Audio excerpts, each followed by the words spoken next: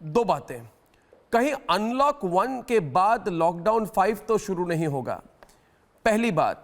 दूसरी बात है कि अगर इतना काम किया भारत सरकार ने, अगर आपने, लोग कहते हैं कि 1 करोड़ लोगों को घर वापस भेजा, 4000 श्रमिक स्पेशल ट्रेन चले, 22,000 शेल्टर होम बनाए गए, इतना काम अगर किया गया तो फिर क्या प्रवासियों तक जो ये बात बनाई गई माइग्रेंट क्राइसिस, क्या प्रवासियों तक सही संदेश आप नहीं पहुंचा पाए?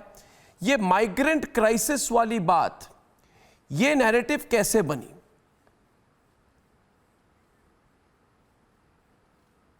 देखिए अर्णव जी, मैं इतना ही नहीं जो आप जो बता रहे हैं इस सारी बातों को मैं बताता हूं, परंतु हमने लगभग अपने देश में 1 करोड़ पीपीई किट भी बनाए हैं। N95 मास्क का भी उत्पादन शुरू किया है और टेस्टिंग क्षमता को हम 1.5 लाख तक ले गए हैं और इसके कारण ये लड़ाई हम मजबूती से लड़ेंगे। जहां तक प्रवासी मजदूरों का सवाल है, मैं आपको इसके बारे में डिटेल बताना चाहता हूं, क्योंकि जो नैरेटिव खड़ा करने का प्रयास किया जा रहा है वो सत्य नहीं है, हकीकत कुछ और है। इस देश में जब से लॉकडाउन हुआ, हर राज्य को सूचना यहां से गई, भारत सरकार की ओर से, मोदी जी की ओर से वीडियो कॉन्फ्रेंस कर उन्होंने सभी मुख्यमंत्रियों को बताया और सभी ने प्रवासी मजदूरों के लिए कैंप लगाए और इसके अंदर खाने पीने की व्यवस्था की। भारत सरकार ने 11,000 करोड़ रुपया एसडीएमए के तहत राज्य सरकारों को भेजा, जिससे एक कैंप का खर्चा राज्य को पर अकेले न आ जाए और उनको एक प्रकार से सेटेलाइट करने की व्यवस्था की गई।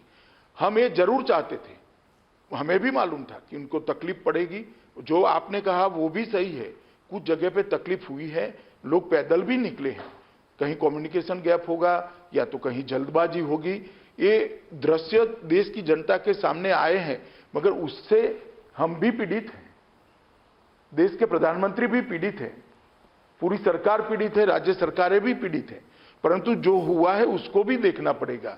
20 अप्रैल से ही हमने बस सेवाएं शुरू कर दी और लगभग 41 लाख श्रमिकों को नजदीक के राज्य जहां बस से पहुंचाया जाता था वहां पहुंचाने का काम किया।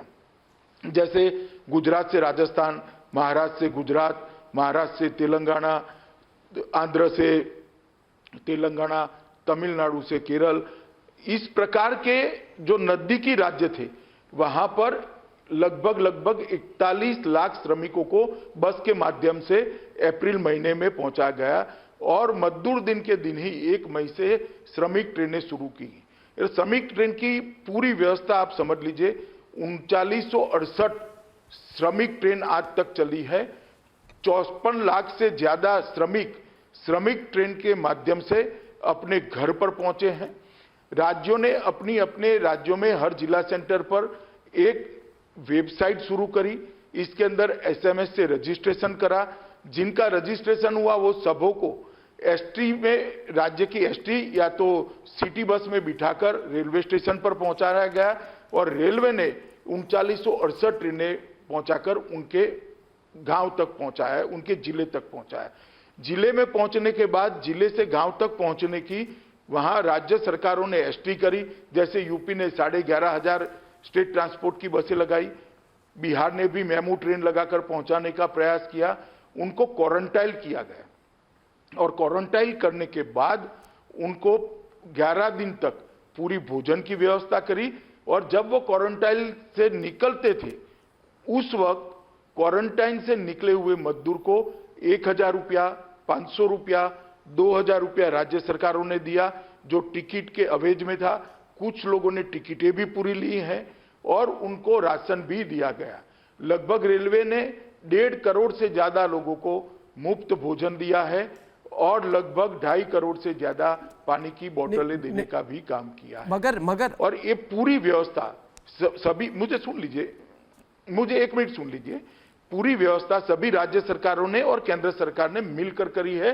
रेलवे को मैं बधाई देना चाहता हूं कि इनके पास रूट के ड्राइवर न होने के बावजूद भी इतनी ट्रेनें लगाई, क्योंकि एक रूट का जो ड्राइवर होता है वो अपने रूट पर ही ट्रेन चला सकता है, परंतु रेलवे ने इसकी भी व्यवस्था कर लगभग 4000 ट्रेनें चलाई हैं।